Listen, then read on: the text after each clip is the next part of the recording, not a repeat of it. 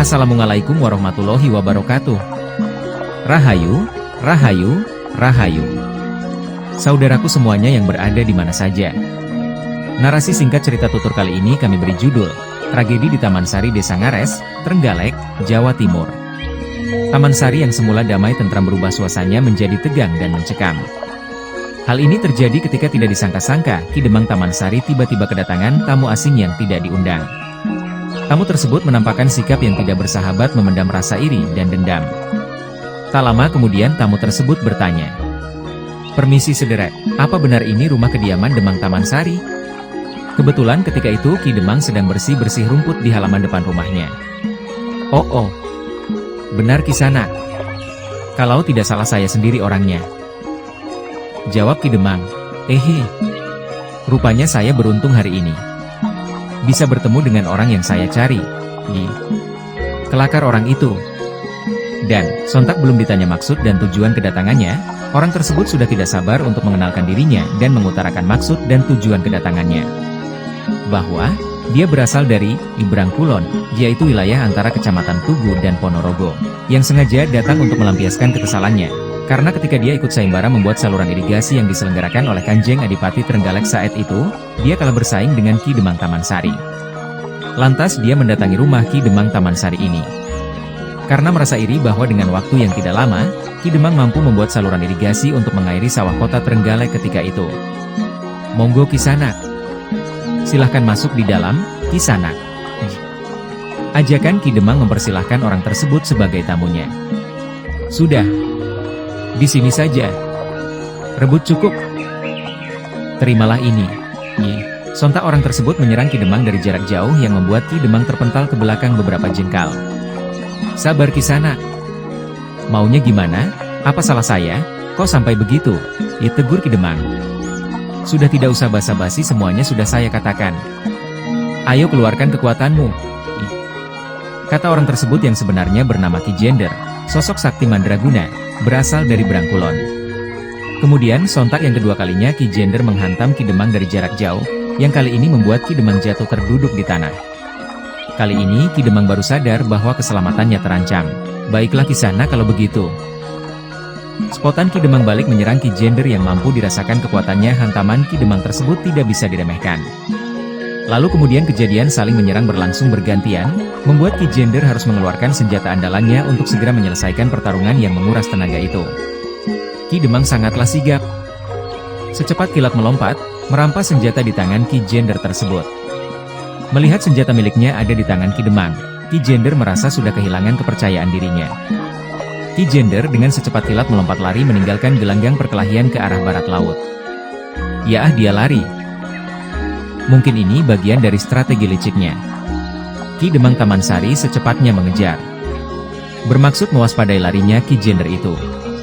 Sesampainya di sebelah timur sungai yang ada di lembah Gunung Cumbri, Ki Demang memperlambat jalannya karena melihat bayangan sosok manusia masuk ke dalam rerumpunan tetumbuhan yang lebat di alas gelodagan. Ki Jender pun tahu bahwa dia sedang diikuti Ki Demang. Sambil bersembunyi Ki Jender berteriak menantang, "Hei Ki Demang! Mendekatlah kemari jika kamu memang lelaki yang jantan." Oh. Jarak yo sampean. Jarak. Ki Demang pun terus melangkah dengan tidak mengurangi kewaspadaan. Namun setelah sampai di tempat suara tersebut ternyata sudah tidak tampak batang hidungnya. Kejelian penglihatan Ki Demang tertarik pada gerakan dedaunan yang sepertinya ada yang sedang berjalan mengendap-endap tak jauh di sebelah utara. Spontan Ki Demang melompat selap.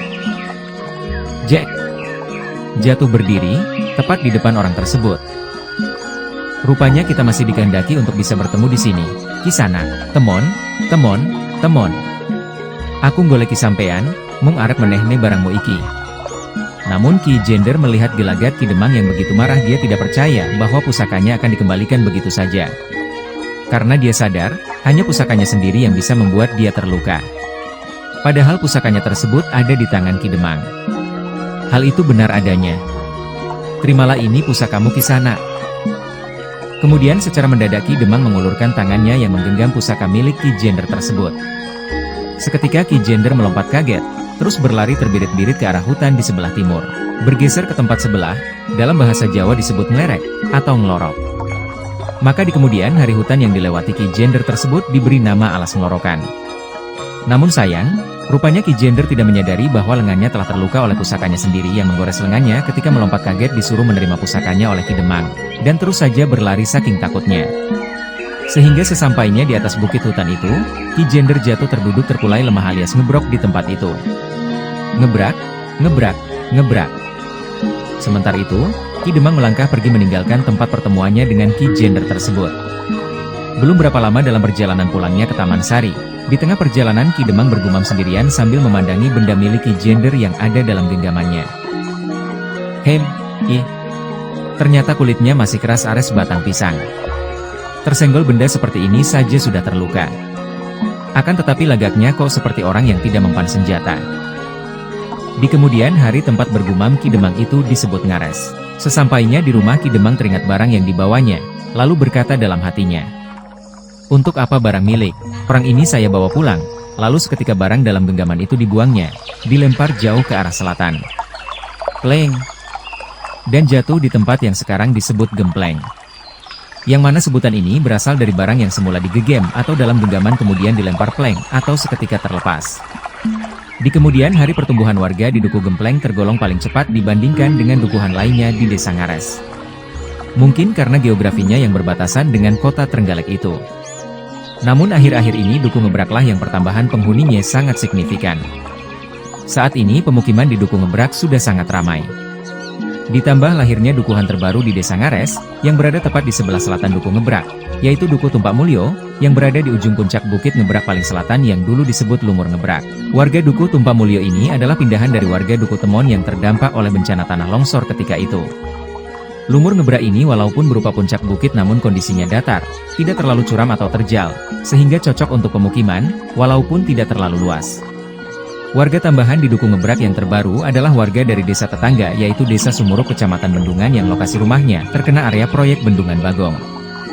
Mohon maaf di sini ada sebutan kata yang sama yaitu Ji Bendungan, namun memiliki arti yang berbeda yakni kata Bendungan untuk nama proyek dan Bendungan untuk nama salah satu wilayah daerah kecamatan di Trenggalek. Lereng Lumur Ngebrak itu terdiri dari lereng sebelah barat disebut Alas Ngelorokan, yang lembah sebelah baratnya persis adalah Dukuh Ngares. Kemudian di barat dayanya ada Dukuh Balongan. Kemudian paling ujung Lumur Ngebrak yang berada di sebelah selatan, di lembahnya terdapat Dukuh Ndosari. Kemudian lagi yang terakhir yaitu lereng sebelah timur Lumur Ngebrak, disebut Alas Kebon. Disebut Alas Kebon karena dulunya di zaman penjajahan Jepang area ini dijadikan kebun tanaman nenas dan kapas. Demikian kejadian yang pernah ada di sekitar Taman Sari tempo dulu, yang dituturkan oleh leluhur kami. Saudaraku, tragedi di Taman Sari adalah sebuah narasi singkat bersumber dari fakta seadanya, yang kemudian dikembangkan dalam sebuah ilustrasi cerita tutur, agar menghadirkan sebuah hiburan sekaligus pengetahuan. Akhirnya penyaji tidak lupa mohon maaf atas kesalahan, kekeliruan, dan kekurangan yang ada, dan selalu berharap bisa memberikan manfaat untuk siapa saja walau kecil adanya. Terima kasih. Wassalamualaikum warahmatullahi wabarakatuh. Rahayu, Rahayu, Rahayu. Taman Sari, Desember 2024.